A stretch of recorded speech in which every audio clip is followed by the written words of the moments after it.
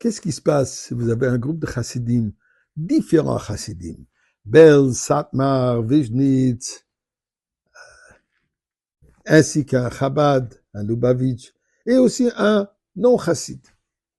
S'ils se rencontrent tous dans la salle VIP à l'aéroport de Tel Aviv, qu'est-ce que vous pensez se passe?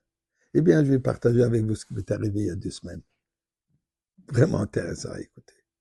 Mais avant cela, disons ensemble, puisque finalement, peu importe le chassid de qui nous sommes tous les enfants d'Akadosh Baruch Hu et nous prions la même chose, le même Tehillim, au même Père. Donc, Mizmor le Soy de Rila de Nekol Haaretz, Ibdu Sadene B'Simcha Boy Lefano Benono, Luki Adene Elohim Hu Asanu V'lo Anachna M'V'Tchay Marisa Boy Shor B'Soydo, Chatzoroi So B'Silo Hoydo Lebach Shmoy, Ki Toy V'Adene L'Olam Chazdoi V'Yadoy V'Doy Aminosoy, donne un peu de tzedaka et Shabbat Trouma.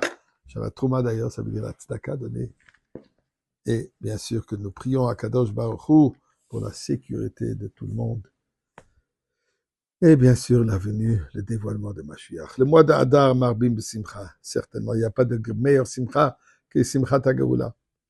Eh bien alors écoutez, comme je disais il y a 2 semaines, 4 heures du matin, je me trouve à l'aéroport de Tel Aviv, Ben Gurion, et je vais dans le lounge, dans la salle de Chabad, qui est juste à côté de la synagogue. Là-bas, si vous savez pas, allez le chercher la fois prochaine quand vous êtes à l'aéroport en revenant, mais espérons qu'on n'aura pas besoin puisqu'on va tous aller sans retour. Là, on peut boire un verre de café, on peut avoir une boisson, un petit gâteau, et surtout, il y a toujours une vidéo du rabbi qu'on peut écouter, voir, s'enrichir des paroles du rabbi. Alors, je suis assis là-bas, comme je disais, à 4 heures du matin, à attendre mon vol. Et là, tout à coup, la salle se remplit de chassidim, toutes sortes. Je ne connais pas. Mais il s'avère qu'ils sont de Londres, l'Angleterre. Maintenant, qu'est-ce qui se passe quand les chassidim sont assis ensemble? Chacun veut raconter une histoire miraculeuse de son rêve. C'est tout à fait normal. Et c'est comme ça que ça se passe. Et c'est comme ça que ça doit être. Mais là, ça devient intéressant quand vous avez un chassid d'un rêve, d'un groupe, qui vous raconte une histoire d'un rêve d'un autre chassid. Là, ça devient encore plus intéressant. Et voilà ce qui se passe. Ils ont réalisé que je suis un Chabad, un Lubavitch. Alors, il y a un qui dit, tu sais quoi, viens, je vais te raconter une histoire de ton rêve. Du rabbi. Et voilà l'histoire. J'habite à Londres. Ça m'arrive jamais d'aller à la gare centrale de Londres, la gare de train. J'ai rien à voir là-bas, je ne vais jamais. Une fois, pour des raisons vraiment bizarres, je me suis retrouvé dans la grande salle d'arrivée de la gare centrale de Londres. Là, je remarque une femme visiblement juive, religieuse, perruque, avec une jeune dame à côté d'elle, et ils m'ont l'air qu'ils sont un peu perdus.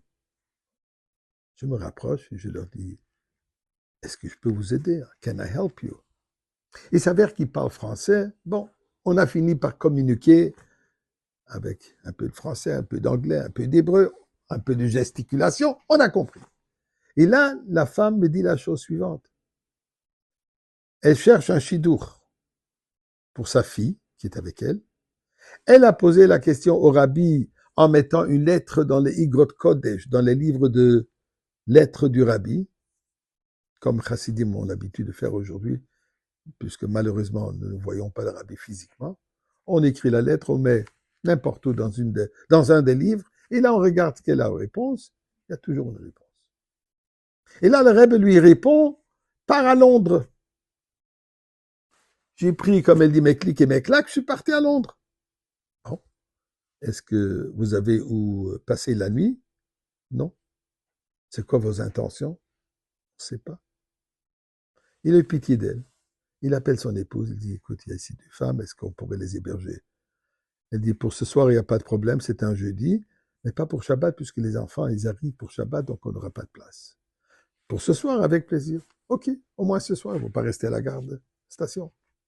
Le lendemain matin, il se sentait responsable pour eux, il est parti chercher, et il a trouvé une famille qui peut les héberger jusqu'après Shabbat. Pas plus long que ça, puisque après Shabbat, ils partent en voyage. Ils cherchent encore une femme.